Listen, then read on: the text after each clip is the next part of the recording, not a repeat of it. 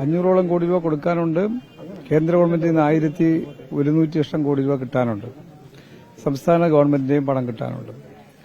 അപ്പോൾ അത് ബാങ്ക് വായ്പയായിട്ടാണ് നമ്മൾ കൊടുക്കുന്നത്. ബാങ്കിൽ നിന്ന് അധികം വായ്പ എടുക്കാൻ അനുവാദവും നൽകുന്നില്ല. കടമെടുക്കാനും അനുവദിക്കുന്നില്ല. തരാനുള്ള പണവും തരുന്നില്ല. ഇന്നലെയും നമ്മുടെ MD ഡൽഹിയിൽ കേന്ദ്ര ഗവൺമെന്റ് ഉദ്യോഗസ്ഥരെ നേരിട്ട് കണ്ട് അതിന്റെ പണം ലഭ്യമാക്കാനുള്ള നടപടിയുടെ പുറകിലായിരുന്നു.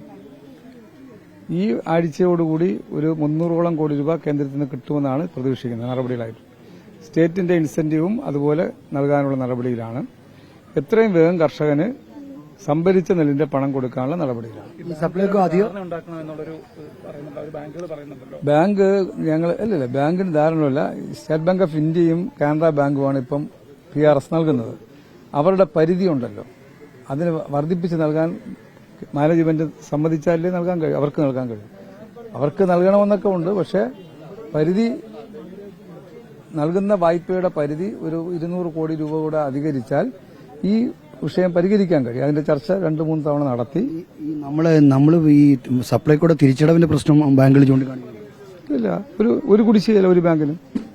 അത് നിങ്ങൾ അറിഞ്ഞിരിക്കാനാണ്. ഒരു ബാങ്കിനും state bank of India, Canara bank, state cooperative bank ആയിട്ടുള്ള കേരള ബാങ്ക്, ഒരു ബാങ്കിനും ഡ്യൂ ആയി മാറിയിട്ടില്ല.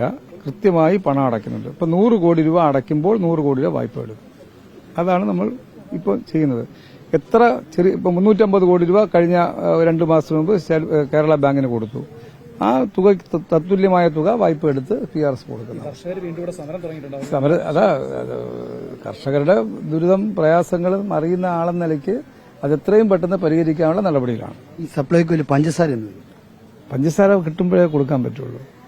ടെൻഡറിൽ പങ്കെടുക്കേണ്ട ആളുകൾ ടെൻഡറിൽ പങ്കെടുക്കാൻ കൊടുക്കാൻ പറ്റും. അത് ടെൻഡർ വിളിക്കാൻ അവരോട് ചോദിച്ചു നോക്കണം. ടെൻഡർ വിളിക്കുമ്പോൾ ടെൻഡറിൽ പങ്കെടുക്കാതെ എടുക്കാൻ പറ്റുമോ? ഇല്ലല്ല. ഗവൺമെന്റിന് പൊതുമേഖലാ സ്ഥാപനത്തിന്റെ ആ നടപടികളിലൂടെ മാത്രമേ സാധനങ്ങൾ സംഭരിക്കാൻ പറ്റൂ. നേരിട്ട് മാർക്കറ്റിൽ നിന്ന് അവിടെ പോയി വാങ്ങിക്കാൻ പറ്റില്ല.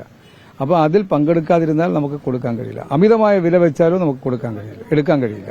അപ്പോൾ നമുക്ക് അംഗീകരിക്കാവുന്ന വിലയിലേക്ക് എത്തുന്ന സാധനങ്ങൾ മാത്രമേ സബ്സിഡി ആയിട്ട് കൊടുക്കാൻ കഴിയൂ. മറ്റുൽപ്പന്നങ്ങൾ എടുക്കുന്നതിന് തടസ്സമില്ല. ഈ മറ്റേ തോരപ്പരിപ്പ് പോലെ വിപണിയിൽ 200ഓളം രൂപ വില കിലോഗ്രാമിന് വിലയുള്ള സാധനം അതൊന്നും സപ്ലൈകോയിലില്ല.